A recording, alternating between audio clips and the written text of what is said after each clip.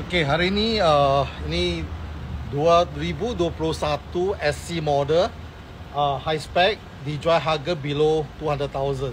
Iaitu 192,000 saja. Dia ada sunroof, DIM, BSM, complete. Tengok sini. Okey, ini unit baru sampai ni. Of course high spec di Marine macam ni. Dia ada datang door visor.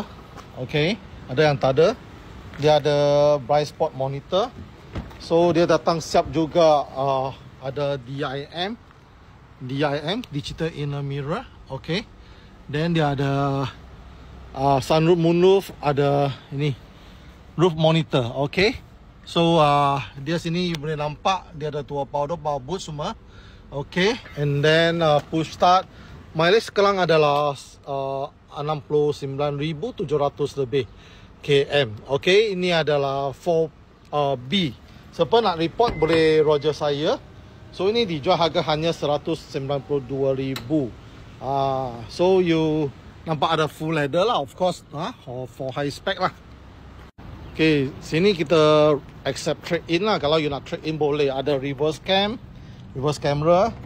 Kita buka. So ada power boot for high spec power boot. Okay, dalam memang bersih.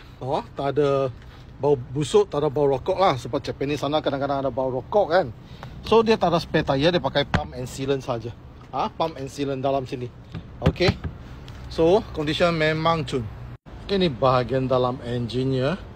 Dia tak ada karat, dia cuma habuk, belum clear. Dia tengok, dia punya clip semua tak ada karat lah. Original clip.